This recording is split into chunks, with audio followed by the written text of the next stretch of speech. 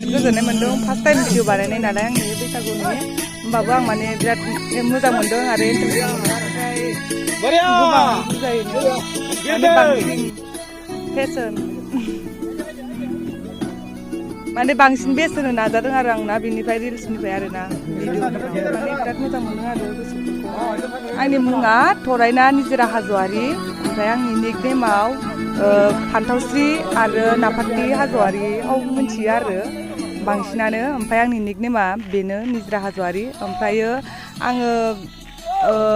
निमायफुर गामिनि उदालगुरि निमायफुरनि आङो ओमफ्राय बिनि उनावहाय आंनि फरायनाया दायो सेकेन्ड इयार एग्जाम होदों ओमफ्राय दायो आङो माने आंनि फार्स्ट टाइम बैसागु एलबाम बियो फार्स्ट टाइम जेडि प्रडाक्सनाव गादों आरो आङो बे फार्स्ट एलबामखौहाय आं लाफेरा आरो दासो फार्स्ट टाइम ओमफ्रायो नोंथांमोना रायजो आरो मा होनो आंनाबो मोनसे इउटुब चेनेल दं आरो नाफाथि हाज'वारि नोंथांमोनाबो बेहाय थांनानै आंखौ अनसायहैबानो जाबाय अनबाय थाबानो जाबाय आरो लाइफ टाइम सापर्ट खालामलांबानो थाबानो जाबाय ओमफ्राय बिनि उनावहाय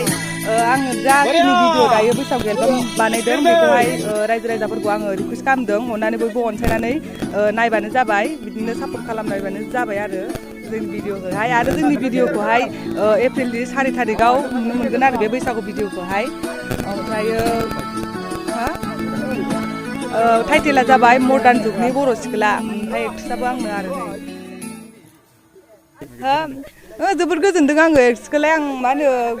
जानो होनबालाय हायोमोन आङो ओमफ्राय माने गायामोन आरो आङो ओमफ्राय दायो फार्स्ट टाइम गानाय आरो आं ओमफ्राय एबार बिदिनो एलबामफ्राव गासिगोन आरो आंखौ नुनो मोनसिगोन एबार फार्स्ट टाइम नुबाय नालाय एबार नेक्स्टआव नुनो मोनसिगोन आरो स' नोंथांमोना बिदिनो अनसायलांबानो थाबाय आरो स' थेंक इउ स' माच